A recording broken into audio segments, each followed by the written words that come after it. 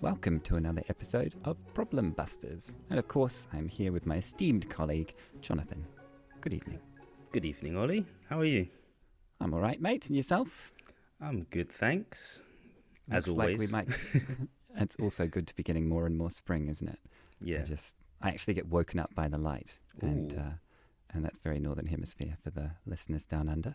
The days are long. So today I'd like to introduce to you all Dave Martin, and Dave's here to talk to us about, well, Dave's actually a product executive coach with Right to Left, and he's here to talk to us about learning to lead. Welcome, Dave. Yeah, hi there. Thanks for having us on the show.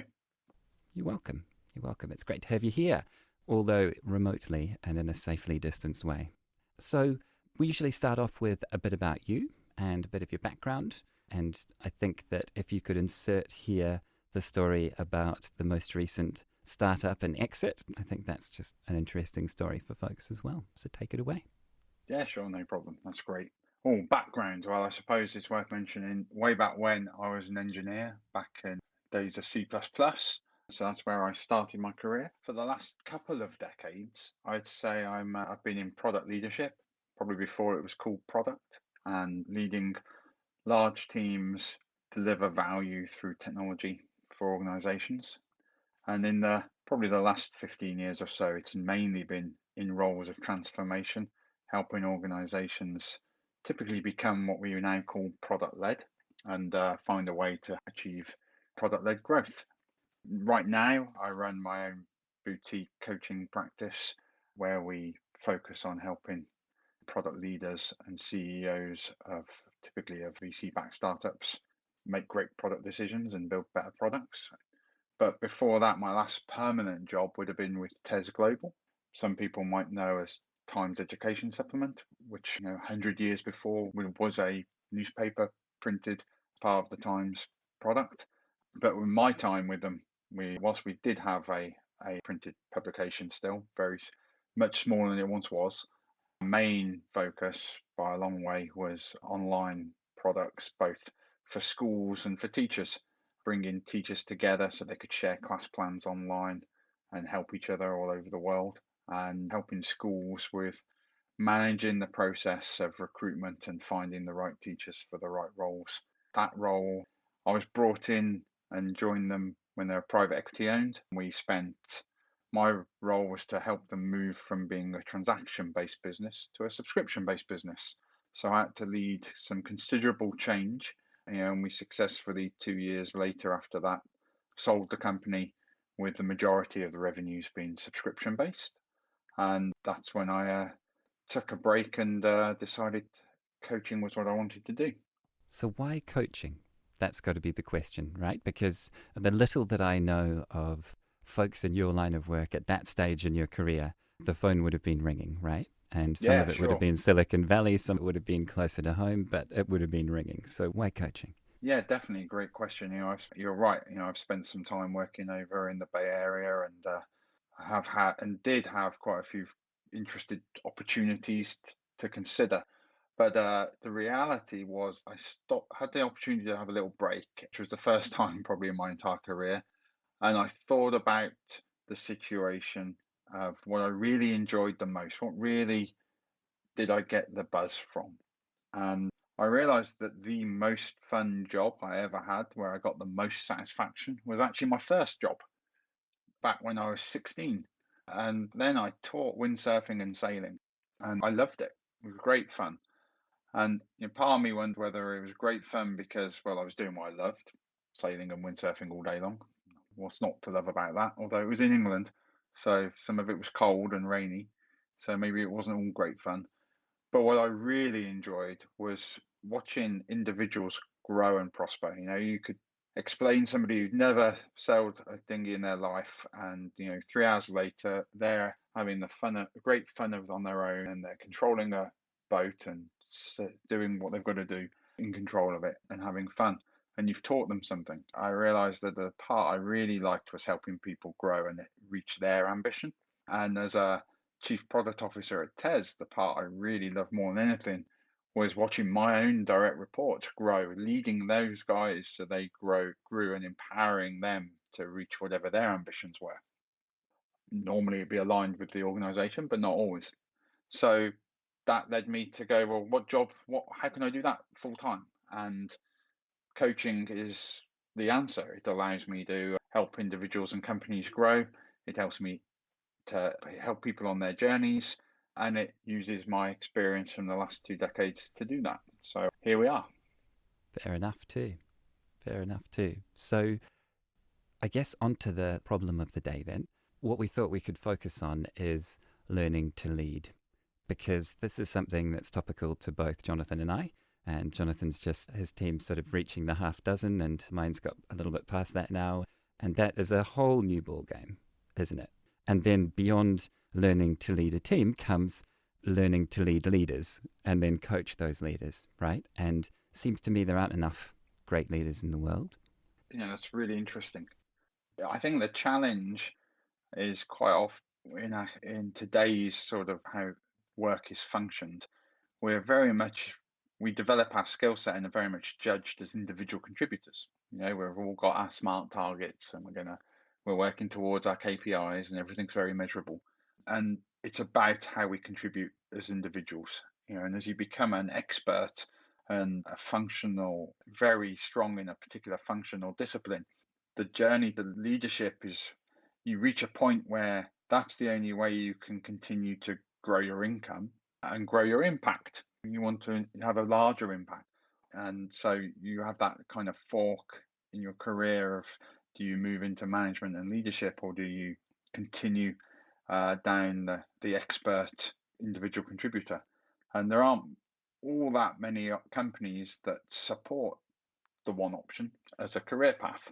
There are some, most notably, some of those are the big tech firms. For many of us, the only option really, if we want to continue specifically to grow our income, which is obviously a large motivator for going to work in the first place, it means we've got to go down the management leadership role.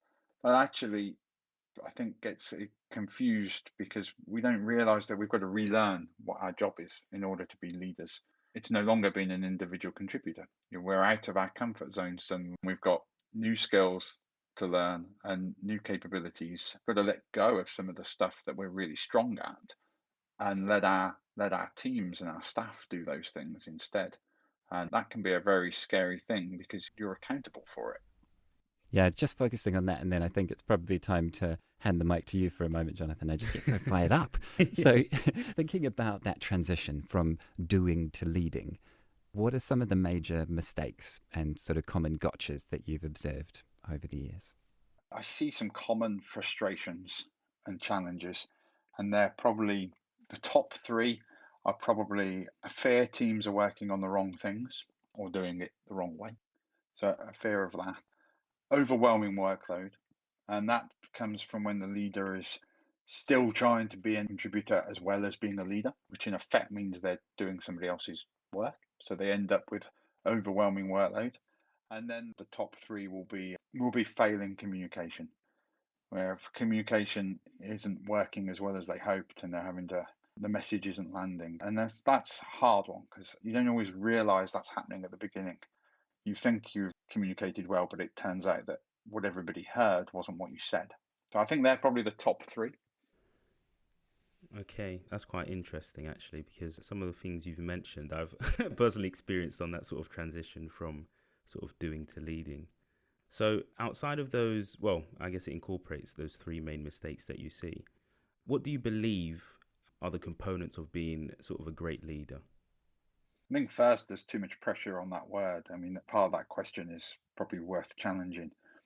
We talk about being great leaders and we think of great leaders, and we've all probably got people in our mind when we say that, great leader. I mean, we're not all going to be great charismatic leaders who are going to change the world, but what we can all be capable of is leading teams and helping individuals grow and achieving our business goals.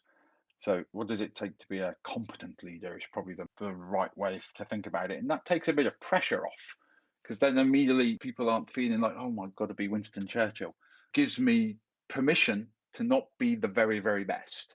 And that's important. As it turns out, one of the most important things in being a very competent leader is being vulnerable, being open to the fact that you don't know everything, being accepting that you might make some decisions that are wrong, and letting the people you're leading know that. And I think that's really important. Sometimes when people first start on their journey as a leadership, they feel like they've got to kind of protect their teams and they're like some sort of military leader who's got to always have the right answer. And this is very wrong. The best leaders are quite the opposite. So it's about that to be a really good, competent leader, you need to set clear direction. You need to be vulnerable and accept that you don't know everything and empower your teams to fill those gaps in for you. And you probably, most importantly, as you're setting that clear direction, you've got to find your own signature so that you can do it authentically. Nobody, at the end of the day, you aren't a leader unless people follow you. You're not a leader just because your job title says so. There are plenty of great leaders in business, the ones that influence all the decisions and people are following, but they don't actually have the job title to go with it. The job title doesn't make you a leader. The fact people want to follow you makes you a leader. Otherwise, you're a manager. And that's important to recognize the difference. You've got to be authentic. Otherwise, people pick up on, if you're fake and false. Nobody follows that. So you have to have authenticity, and it typically takes some time as an individual, for you to find that leadership signature that is authentic, because you're new to it and you don't know exactly what that's going to look like until you try. Does that answer the question? Does that help? Yeah, because you see a lot of, I guess, articles online and people giving out seminars and being a great leader. Well, how do you do it? And these are the things that you must do and things like that. And I think sort of challenging it and saying what makes a competent leader is, and the points you brought up, like being vulnerable and things like that, and knowing that you're going to make mistakes and being able to accept it and let people know. I think that those are really, really great points and really good things to consider. With that, with leadership, what do you believe also makes a competent coach? When you're thinking about leaders of leaders, which is the time when the job requires more coaching than telling, without a doubt, where you're having to support. I think there's a really nice model. I used to be a consultant, so I always think about models and quadrants. I can't help myself. If there isn't a 2x2 in the conversation, it's not right, surely. And the product manager in me wants to cover it in post-its as well. So This is a safe place, Dave. It's all right. So if we think about that, there's a really great model called situational leadership. And I've definitely helped coach leaders, who used to work for me, VPs of product and VPs of data who used to report to me when I was in C-suite roles with this model, and it's helped them. So maybe sharing that will help your listeners. And the model is really simple. The first box is about telling, being clear when you've got to tell people. Normally, that's where you have, as a leader, some non-negotiables, some things you aren't willing to negotiate on. They are going to be this way, or they have to be this way, whatever it is. It might be something to do with quality. It might be core principles that you care about for your culture. It might simply be that things have got to be done X, Y, Z in a particular way. And that's that. Quite often there's some contractual reason for it. So telling the non-negotiables is really important. The next box up, and telling is important also when you're helping people with new tasks and new roles, when they're very new to it, and they need to be told then as well, because otherwise they aren't prepared. The next box up is supporting. And supporting, it's different to coaching and it's different to tell. Supporting is where you're helping the individual with the task, helping them with their problem. And if we go back to my sailing, and we talked about at the beginning, when you used to teach somebody to sail, you would quite often sit at the back of the boat with your hand on the rudder, on the tiller, with them, with the person learning. And you both would have your hand on the tiller at once. You're supporting, you're there, you're helping, you're showing. That's supporting. You need to recognize with the people you're leading and your teams when you need to support and when you need to stop supporting. And when you stop supporting is when you move into coaching. And coaching in its true form, and not all coaches follow this, but in its truest form, coaching is questioning and helping the individual work it out for themselves. You're not giving them the answer, but you're asking them questions to help them find the answer. So you are guiding, but not telling and not supporting. And with your teams, you've got to coach them at some point so they can start learning from themselves and they get in the habit of doing it on their own. And then finally, in this 2 by 2, is the final box is delegating. Delegating is where I'm able to just give you the task, make it clear what the expectation is, and you're going to go away and do it all on your own and come back when it's done. And that delegating, that's when your person is finally empowered. And what's important to recognize as a leader is, depending on the situation, which is why it's called a situation model, you may have to with an individual switch which box you're in.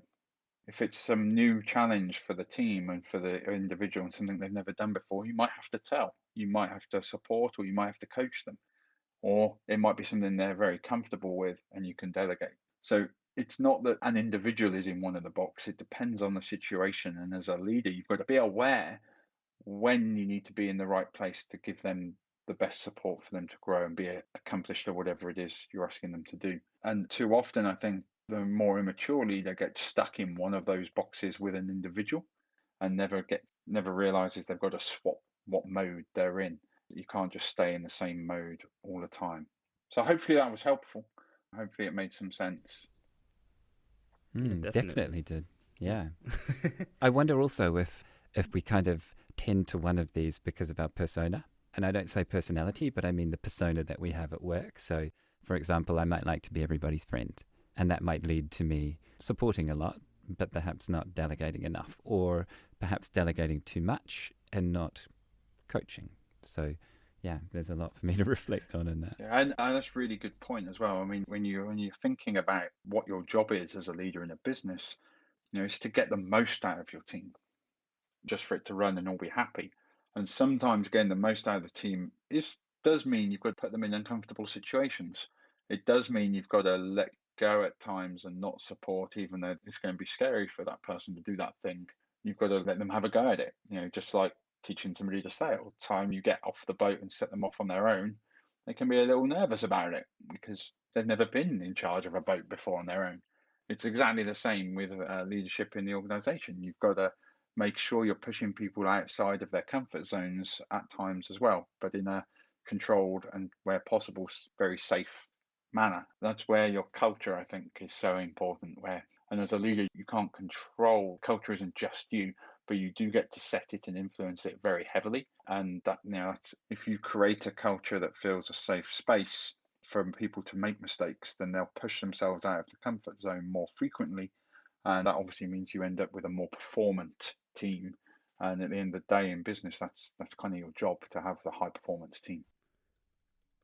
Oh, I thought Ollie was about to say something. I'm always about to say something, mate, but I think it's your turn. Yeah. So, if we're talking about high performance teams, in sort of practical terms, what do people mean when they say, I want to sort of build this high performing team? What goes into building that team?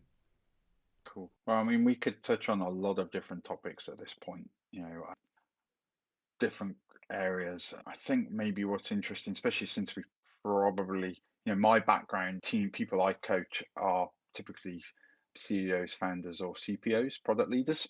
So if we think about it within the context of a technology software product development team, then the key thing there is autonomy. We need the team to be empowered.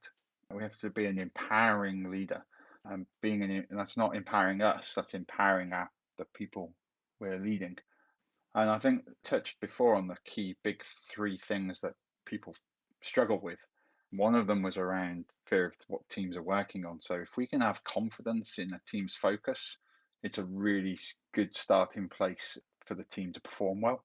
There are three things that typically make that in isolation. There's many other things, I'm sure, as well, but there are three big things that, if they're there, we stand a good chance. They've been clear on what the big strategic bets are. What are the big things we think we need to be doing in order to achieve whatever our objectives and visions are, and really being clear with what they are, defining them, explaining them very in good clarity, and prioritizing them. If a team knows what the big strategic bet is, what the big things are, the big items, it's easier for them to be empowered to come up with objectives that it's going to deliver to support that, to help you move forwards. So the next thing is having great team objectives. And they're two-way. So the strategic bet comes down the chain. Hierarchy, the leadership is going to say what they are, but the objectives, they come up and meet the strategic better, so to speak. So something that's more negotiable and needs the engineers and the product people and the business and UX, needs the practitioners, the individual contributors who are closer to the actual problem space of the customer, understand the potential solutions far, far better. And of course, engineers are problem solvers, that's their job. They're empowering those guys to come up with clear objectives to support the strategic bets is really important. And then thirdly is putting in place the right feedback meetings. What I mean by that is there are so many teams I watch where they've got some sort of weekly review meeting with leaders and everybody dreads it. They know that it's pointless. They're not getting any value out of it. And it's about making those meetings valuable, making them deeper than status meetings and creating the right feedback to inform decisions. And if you've got those three things in place, then as a leader, you can be very confident in the team's focus. You can be more confident in your own focus, which will help you with control of your time because you can better plan where you need to spend your efforts. You can see which teams need your support, who needs your help, which topics are a problem, which blockers are in the way, and you can be far more effective to help them be performant. And obviously that be not just you, but then you know who can be better at delegating to ensure that those things get fixed. So it's not always yourself. Because as a rule, you try and be, as you become a leader with more responsibility, which typically means more headcount and more budget, you want to become less and less a cog in the workings, which is where it's important to be delegating because otherwise there's only one of you and that becomes problematic. I often hear that described by folks I respect as let me get out of the way of the team getting things done in the way they know they need to get them done. Yeah, I can't resist saying this because you've just raised it. As a takeaway for folks listening, what are a couple of things that they can focus on to run a healthy team meeting? Because I know this is something that you've shared a bit about recently. Yeah, thanks, Ollie. Yeah, I have a very prescribed way of doing it, which I've honed and become sort of my playbook to make sure I'm supporting people correctly and those meetings run smoothly. But core basics, I like to start those meetings always in the same way. They typically, especially remotely, they typically start a bit slow. That's disappointing when you've got a lot of high-paid people in the room. You want to try and move faster. So launch control, we don't want slow starts. We want launch control like on some sort of Ferrari. So I like to start them what somebody taught me, which is a process called FOE, F-O-E. F stands for focus, O for openness, and E for energy. And go around the room where everybody says what their score is out of five being the ultimate and one being disastrous for each thing. And that gives two benefits. One, you can start that process before everyone's arrived, because there's always somebody who's going to be late to a meeting. Nowadays with Zoom, you're always got somebody who's late because they're stuck in a previous meeting that's overrunning. And previously it would have been someone's running up the stairs from a meeting that was on a different floor or whatever it was. So that gives us a way to start the meeting on time. It doesn't matter too much if somebody misses some of it, it doesn't hit everybody's phone. It also gives us a way to get some ice breaking done, to get us in the room. If somebody's energy is really low, somebody's going to ask why and what's up and that kind of thing. And that creates a supporting environment. And it may be that, especially when you've got a group of people that meet regularly, like on a weekly basis, like your own direct reports, you start to bond, obviously, and they start to care about each other, and it provides that supporting environment. Oh, well, you're not normally low on energy, what's wrong, kind of thing. And that's positive. So that gets us into the meeting, gets us started quickly and in a good way. I think the key thing is for it not to be a status update, depending wherever your agenda might be. Isn't helpful going around the room with people giving you status updates, telling you how far through on something it is. If your meeting's just status update, you may as well just put it in a email or Slack or whatever comms tool you prefer. I can read a status update far better than I can listen to it. So what I want is to understand the exceptions and what help people need, what things they think they could do with help with and support. That's what's more useful. Or if there's anything they feel is going very much awry and they need the room to debate it, which again is support, but it's a slightly different way of asking for it. Instead of going around the room with pure status updates, we go around the room with what help do we need, what exceptions are there, and including going around the room with what's the big achievements, so that we're celebrating success together. Because celebrating success in a report isn't very interesting. Celebrating it together, where we can see each other's faces and congratulate one another on whatever good work's been done, is important. There's not enough celebrating of success in most organizations, and that it's really important we get that. We've got celebrating successes, we've got understanding what help we need, and then obviously people committing to provide some help because they're normally in the room. Normally, we've got some shared resources in teams.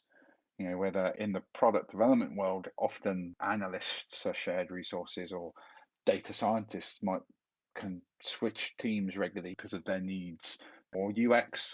I see a lot of teams where there isn't UX in every team, so that we have some shared resources that will bounce between teams.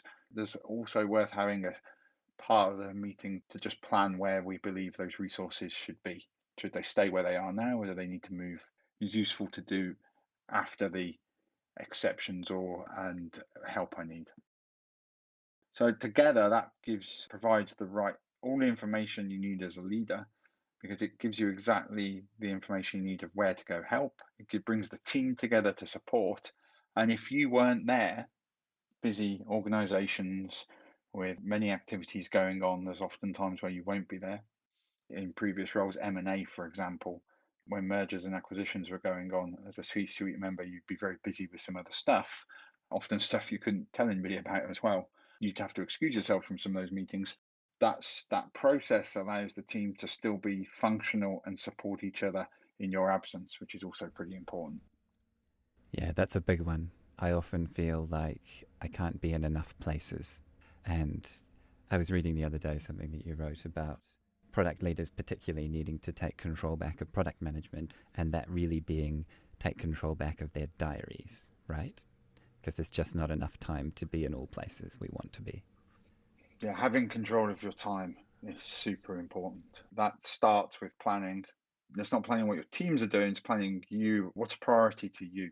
When I've been in those roles, I've always had a roadmap for my team, a roadmap for what I'm trying to do to improve how we function. How are we improving and getting better at being a product organization? And I'd have a roadmap, not necessarily share with people that much, but that drives my priorities. What are the key things I've got to focus on? And with that then helps you very quickly, just like any roadmap, helps you decide what to say no to quickly. And so you can confidently know you're not taking yourself out of the off the field for the right things, and making sure you're on the field when needed. And then delegating is the other one. And then finally, basic time management. Although it's amazing how very competent and well practiced leaders at time of stress forget basic time management that they've probably coached their staff on many times over, and forget it themselves really quickly. It's phenomenal. It's when you're under strain, the easy things are the obvious, and the well practiced things are quite easy to forget. I mean, it's a bit like when I exercise with my PT, and it pushes you to a strain level, and you forget to breathe. And how have you forgotten to breathe? That's crazy. You do it without thinking, but somehow you end up holding your breath through an exercise and then absolutely exhausted at the end of some period because you've not been breathing properly. It's exactly the same with time management. That's the one thing leaders forget, like somebody straining in exercise, forgetting to breathe. So when it comes to of founders and exec, normally the question is, what advice can you give that would sort of empower these leaders? I'm probably not asking it the right way. That's all right. That's all right. Yeah. So for founders and leaders, Yeah. when it comes to exit, Yeah. cool. So I think there's two different things about building an organization to build a healthy business with good profit, and building an organization to sell for a healthy amount. They're not, they can be the same thing, obviously, but they're not always. And the big difference is, anybody who's been in startup, I'm sure has heard the word multiplier at some point. And when you're thinking about strategy to sell an organization, to build a business to sell, you've got to focus a lot more as a leader on the multiplier is. It's not purely just the profit. So that what strategically would grow the multiplier is really important. When we talked about TES really early on in the conversation when I was there, my big focus in that organization was to move us to subscription revenue instead of transaction revenue, and to demonstrate a clear pipeline of new products that was going to drive increased revenue and international expansion. And those goals, whilst subscription clearly increases multiplier, international expansion doesn't have to be fully realized. It has to be demonstrated that the organization has the capability in that example. And it's the same in all exits. You're demonstrating you've got certain areas like subscription that will reduce risk and therefore increase multiplier because it reduces risk having business revenue coming in on a regular basis. And That's what do why. you mean by multiplier?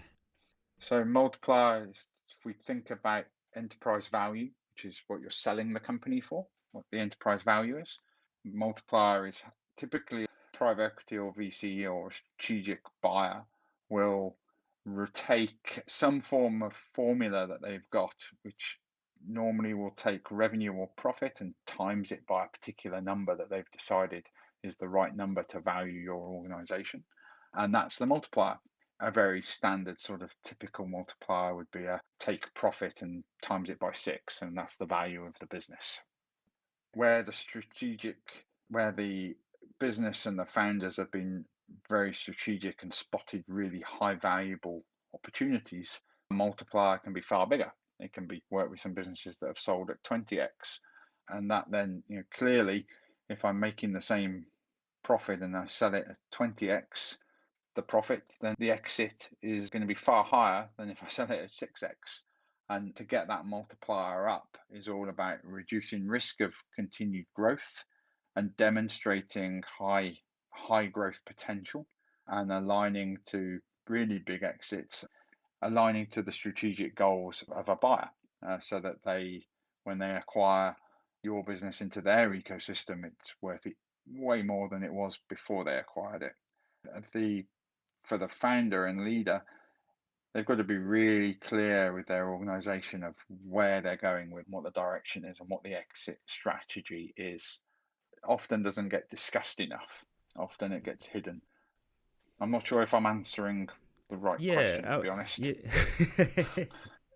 Yeah, it was just along the lines with sort of the product leaders and taking control of product management, right? And the importance of the role in that sort of process, I'd say, right? I mean, in that sense, a simpler way, it's about the product leader making sure that to achieve product-led growth is demonstrating a pipeline of products, a pipeline of how the product is going to grow in its revenue. And that's really very much looking at, can we develop new products that will drive upsell or cross-sell, or are we able to take our current capabilities and put them into a new market, or can we create new capabilities for our existing market? Very rarely it'll be the fourth option, which is let's look at a new market and new capabilities.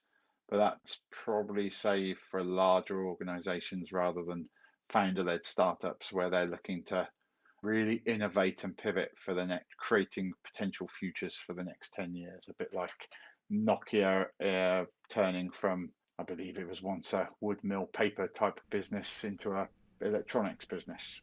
Wow, that's a pivot and a half. Okay, so you, as I understand it, you were originally an engineer, right? And I say that in a loaded way because of the humour and the banter between engineering and product. However, it seems to me there's a lot we can learn from the way that engineering organizations across the world, both in physical engineering and now in software engineering, attract people, incentivize them, retain them, and coach them. Do you feel that's the case? Have you observed that going from engineering to product to exec coaching? Yeah, I think it's really interesting that I've seen some orgs where there is this challenge between engineering and product, like you're referring to, where there's that struggle and conflict. And there should be always at some level, at a high level, some healthy conflict between the two. And I think it's engineers are problem solvers. That's what they're good at. And where I see it work the very, very best is where product aren't trying to bring the solution to the table. Instead, product are bringing the problem and a great deal of definition around the problem and learning around the problem and validation about the problem. But they're bringing the problem to the table so that the engineers can solve the problem. And then they're validating and ensuring that the solution is a fit. And where it breaks is where where somebody in product is bringing the solution, not the problem. And sometimes that's because higher level leadership are bringing solutions to product and not letting them focus on the problem. And other times it's because it's actually a lot easier to work in the solution space than the problem space for a lot of people. It's a lot easier to dive into the thinking how we might fix it. So that conflict typically dissolves very quickly, that we're really great teams when engineers are empowered to solve the problem rather than being given the solution. And I think Agile has a lot to do with this problem. Agile has caused this. If we think of like the true sort of 2003-esque Scrum, which is still what lots of organizations are following, with a product owner who orders what we want to build, what we want to work on, prioritizes that rather than prioritizing problems that we want to solve, which is really what it was meant to be. Instead, the user story became more of a solution rather than a problem. Then we end up with this process where we're spoon feeding engineers and product are feeling like they've got to feed the dev monster instead of product of finding the best problems to solve that are most valuable to the business and customer, and engineers are doing what they're amazing at. And if you listen to people like Marty Kagan, Marty will talk about that if engineers aren't being given the space to problem solve and other people are trying to bring the solution to the table, you're only getting 50% of the value of the engineer. And given that they're the most expensive part of the business, not necessarily because of individual head cost, but because you've got more of them. Typically, you've got 1 to 5, 1 to 7 product manager to engineers. That's an expensive investment. And if you're only getting 50% of that value out of them, then your leadership's failing massively. Yeah. Do you think we could take that and draw a parallel between the product manager and the engineering team in this case and apply that from leader to team member as well, in terms of bring me problems that I need to solve in the form of organizational goals. Don't bring me solutions and then tell me to just execute. Yeah, 100%. Earlier, I mentioned strategic bets, where leadership should be directing on the strategic bet and talking with the teams to regards what the team objective is. Today's sort of trend would be OKRs, but I was trying not to necessarily say that, but that's how people would describe it today. If you bring a good strategic bet is a description of not of the exact solution, but the problem area we want to solve, or even sometimes it is solution orientated, but it's not talking about the how. If I was to compare, to try and make it more sort of almost maybe a loose metaphor, if the objective is I want to lose weight, then a strategic bet to do that might be to do cardio exercise. Another strategic bet to do that might be to control my calorie intake, i.e., watch what I eat. How you do those two things, there are masses of options, and anybody who's tried to lose weight must have seen them. Does that mean do I learn to jog? Do I go jogging? Do I ride a bike? Do I row? Do I lift weights? Do I do all three? Do I do circuit training? How do I do this? What is there? There's a bunch of potential solutions to achieve that goal. And same with food. Do I fast? Do I go on a low carb, high protein diet? There's a bunch of options there too. So if the strategic bet is well thought through, worded in such a way that doesn't take the solution, but defines the space it's in, which is very right, it probably should. So in other words, providing some guardrails. And as long as those guardrails aren't too narrow, then we've got the right kind of support from leadership to empower the teams and empower engineers to do the amazing work that they can do. Well said. Okay, so what about the product leader map that you've developed? I think it's well worth plugging that and explaining that to folks, because they will probably see that when they go to look you up after the show. Definitely, Ollie. Thank you for that. You're right, they will definitely find it. I'm going to have to just go and find it myself. Otherwise, I'll say the wrong things on it. The key to the product leader map is the trio, which is the center of it. So there's 3 circles for people that haven't seen it. It's a Venn diagram with 3 circles, just like the kind of Venn diagram I'm sure every product manager has seen and obsessed over in the past. And that the 3 used to be, for a product manager, it used to be I would focus on design or usability, business or feasibility, and viability more so, and technology feasibility. Can we build it? And product has always been at the center of those 3 circles. As a product leader, though, that's no longer your world. You're not a product manager anymore. You've got product managers working for you, and your world is very different. For you to be a great leader of those people, you need to obsess around the products in general, culture, and team. And probably if we think about those 3 areas, you want a team that's empowered, that's cross-functional and capable. You want products deliver value to customers, deliver value to the business, and are sustainable. And you want a culture that's supportive, that's can do, and a positive place to be. So, as a product leader, you exist at the center of those 3 problems, trying to make that happen. The center, of course, if we want to put a label on it, would be product-led growth. On the product leader map, there are 9 topics, 3 for each of the trio I just mentioned. Probably not worth going through all 9 right now, but if you go look it up, you'll see each one. And the key to use the product leader map and why I created it is to help product leaders by evaluating where you are in your business on each of those areas, the 9, and picking one for each big bubble. So one for team, one for culture, and one for products. Picking one for each bubble where you feel most need to improve.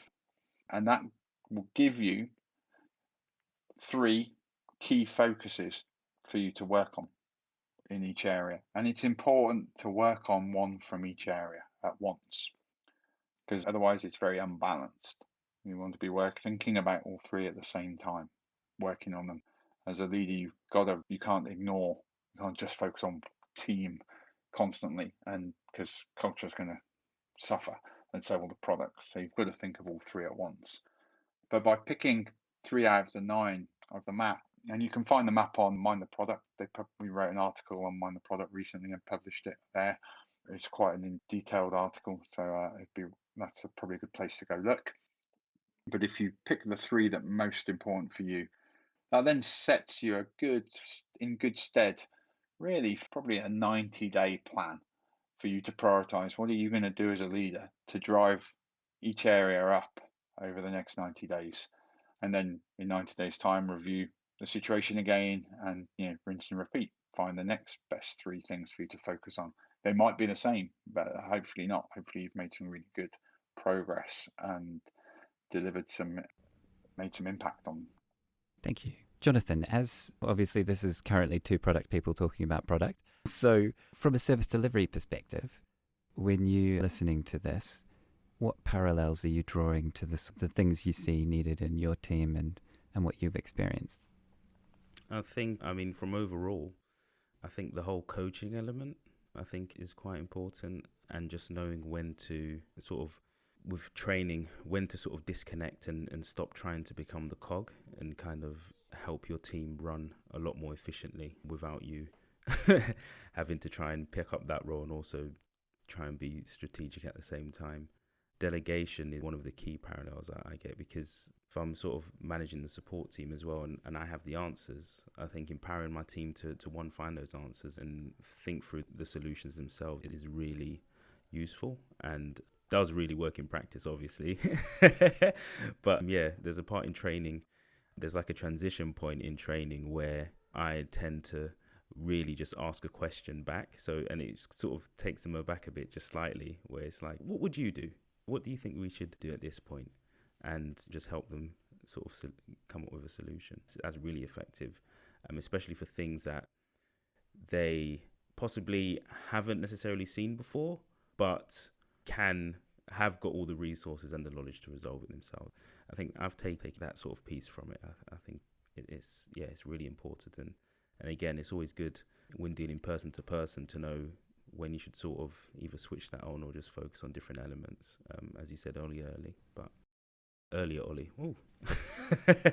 I'm happy to be an early Ollie as well. Yeah. So I think, well, on that note, really to sum it all up, I think we went through the sort of the model, but is there any sort of all-encompassing points that we can all focus on when we look to coach our teams? Yeah, I think when coaching our teams, when we're purposefully and meaningfully in a coaching mode rather than supporting or tell, it's to remember that we're asking questions. We're not telling them how to do it.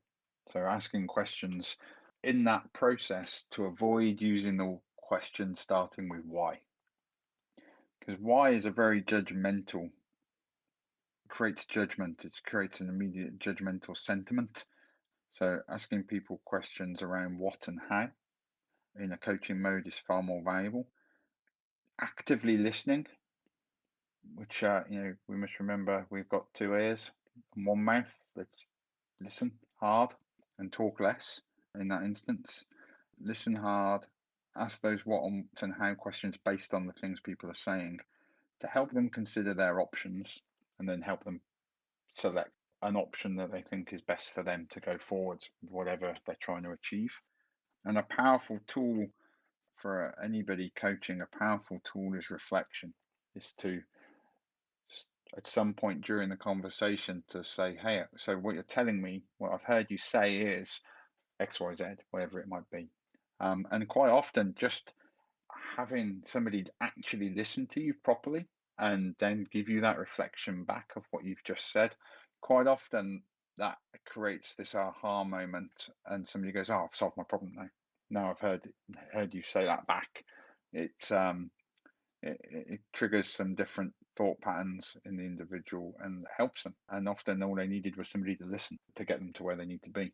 Reflection is really important. That makes me think that a lot of the people in my teams today and past would make awesome leaders because I often think they're better at listening than I am. Well, I mean, your job's to, if that's what they want to become, then your job is to help them become that. And you'll be able to enjoy watching what amazing stuff they do when they are leaders. Indeed. And perhaps without naming names, there's a situation in your past, wasn't there, where there was someone in your team who you actually encouraged to go and start their own gig. That's got to be a hard one, right? You've got one of your favorites, and I know we don't have favorites, but we do. And I mean, we do. And if you, in fact, if you look at the Gallup, the organisation, quite a few years ago now, wrote a book after some huge research, like 20 odd years of research of rules you should break. And one of the rules they recommended breaking was some good research on why was having favourites, which is quite interesting. But I had a really great team and a particular product manager, and she was awesome. And she had this side gig where she was building this thing out just for us to use, really. And it became apparent that she really should quit her job and go and make this her full-time thing. And I can vividly remember on the tube going somewhere to a client meeting, suggesting to her, "This is what you should do," and she did, and she's been phenomenally successful, which she's very clever and hardworking, which is why it was a shame to lose her. But She has been fantastic and built an amazing business and a product which I've used since and paid for and recommended to other people.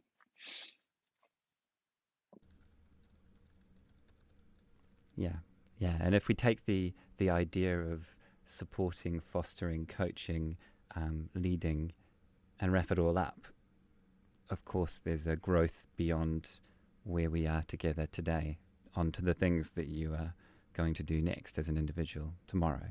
Step, isn't there? Definitely. And sometimes they'll be aligned with the org, and sometimes they'll mean the individual's going to stay in the business and work with you for a very long time. And other times it's clear that they're not aligned. And I think it is important to recognize when they're not aligned and, to help that person on that journey, because there's nothing more demoralizing and toxic to your company and team when there's somebody there who doesn't really want to be there because it's no longer the thing that they're passionate about, and they know they could be doing better somewhere else, but they haven't had the haven't been able to make that journey yet for whatever reason. So that's about authenticity. And in that example and others in the past, that's it's only been a positive thing, and it's worked well for the organization because when people have been there a while, you get new blood, and there's always a silver lining, even if it feels very negative at the time. There's always a silver lining. Not that I'm suggesting leaders go and tell their staff all to leave at all. Unique, unusual, but definitely real situation. It would also be a good episode of The Office, wouldn't it? It would. Yeah. Yeah, brilliant. Thank you. Thank you. Jonathan, feel free to move us on. Yes, so we have made it to the sharing section. So we usually go through this section to give our listeners a feel of what sort of books and films or projects that have inspired you recently. So if we start off with books or films, what has inspired you most recently? Chris Voss's book. I reread it recently. I read it a while back, and it's called Never Split the Difference. And it's a great book. His writing style is fantastic, and the stories he has are amazing. He's had to deal with more high pressured negotiation than anyone else I could imagine. He ran the negotiation department for the FBI. So his negotiations were life and death, and in some cases, pretty considerable stakes. So what was interesting and why I raised his book so much, and it's so inspiring. Not only is the processes he describes and shares to be able to negotiate very well really interesting and full of good integrity. It's not like they're highly manipulative. It's always about a win situation quite often. So which is a good thing in business. We don't feel like we have to screw somebody over. That's not what negotiation has to be about. But equally, he describes quite a few times early on in the book how he was exposed to very sophisticated negotiators to educational institutes, specifically around law, where they've been trained in many clever and very, very sophisticated formulas to drive negotiation. And he had none of that background, none of that knowledge. And instead, the formulas he used and the very not complicated, pretty simple approaches had come through trial and error, through doing the job. And in the environment pitted against the very formulaic, carefully thought out processes, his won, hands down, and left people in a very stuck position and set him up for a win. And what was interesting and inspiring about that is when you actually you could look at it in a different light, that his approach was lean.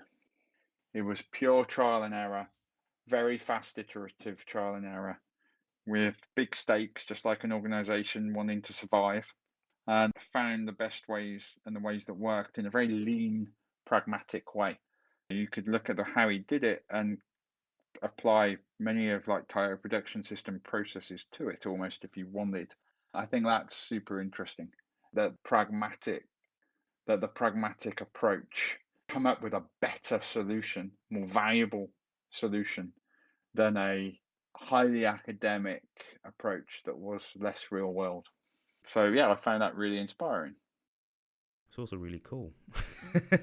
And the stories in the book are amazing. Yeah. So that moves us on to projects or movements that you've been most excited by. Well, I think must shout out to Tez. I mean, Times Education Center and Tez did some amazing. We're involved in some really great projects and stuff all around education. So phenomenal. I was phenomenally lucky to work in the ed tech space for a while. I think more recently, there's one area, one topic and movement I've seen that I really am inspired by, and it's a thing called Made by Dyslexics. It's a promoted. I'm not sure who promotes it, but I think it's government backed. I'm not sure, but it's all over LinkedIn. It's all over my LinkedIn feed, talking about all the different people who have been super successful who are dyslexic, and how this learning difficulty doesn't have to stop people, and helping people who are struggling with learning difficulties to not be, especially younger people, to not be knocked back by it, not let it stop them, not let it impact their ambition. And you've got people like Orlando Bloom, Richard Branson, a huge number of people on this program who are trying to help people who struggle with these problems and let it impact both their mental health and let it stop prosperity. And there's no reason that it should. In fact, could be viewed as a secret weapon if you think about it in a different light. So I think that's really interesting. That's awesome. I can't believe we didn't have this question in the first couple of episodes, Jonathan, because it's super inspiring. And, Yeah. and that idea of disability as superpower is really cool, isn't it? It reminds me of our episode on Left-Handed Champ, where the author was attributing being left-handed, as a left-hander I feel quite strongly about this, to being a superpower, particularly in this case when the little boy was playing sport, because he's on his forehand and others are on their backhand, right? But it's just amazing to realize that behind the facade of success are real people, right? Yeah. That's awesome. What tech is improving your life right now at the moment? Oh, what tech's improving my life? I could talk about what tech isn't improving my life. It has to be said that COVID has driven us to all be more remote, and for some that won't be an improvement, but for me it means a much better work-life balance. Not commuting, spending 2 or 3 hours a day stuck on uncomfortable trains is definitely an improvement without any doubt. I think there's an awful lot of tech around helping us being aware of ourselves. My Apple Watch measuring 10 different things about me, that sort of biotech stuff and metrics. I think that's really interesting and makes me more aware of what I'm up to, what I'm eating, what I'm doing, and that's definitely really supportive in leading a healthier lifestyle. The tech that probably has the biggest impact right now is none of those things, though. With the technology that goes into a mountain bike so that I can enjoy my sport. And the technology in mountain bikes keeps improving all the time with nothing, not chips so much, but more to do with suspension and stronger, lighter carbon and all that stuff. And that means I get to have more fun throwing myself down a hill. At the end of the day, I feel like a child doing that. It's a childlike fun. It's amazing. And I'd rather be doing that all day than anything else, to be honest. Yeah. Now, given that this is a safe place, you can tell us, do you have a battery on your bike? No, I don't. No, I don't. Have you looked at those folks and thought, yeah, gee, that does look easier, powering up the hill? I've got some friends who do, and it's great because they're enjoying the sport better. And I have some friends who've tried it. I haven't, but I have some friends who've tried an e-bike, and it was interesting. They got to the top of some big climbs in Wales where they were trialing this bike, and they're big hills, and they don't enjoy climbing. To be honest, they didn't think they did anyway. But it turned out that when they got to the top of the big hill without any effort, they realised that half the satisfaction was the pain to get to the top and that accomplishment. And without any accomplishment, it was a little bit, they got the fun riding down the hill, but they'd missed out on half the fun. So I will definitely get an e-bike one day, but not yet. Fair play to you. I think with technology, we often go all out, don't we? Smartphone all day, or I don't have a smartphone and belittle anyone who does, right? Or I'm on my bike and I'm struggling up the hill thinking about I probably shouldn't have had that extra litre of water because it would have saved the kilos. Or I'm powering up the hill on flat out battery until the battery stops and then I put it on a truck and go home. It seems to me that this real adoption moment when people realize that if the battery is on 5%, then they can just go 30% further on their ride, but still get all of the accomplishment. That's the moment I'm kind of looking forward to. Yeah, I think it totally depends what it's all being used for.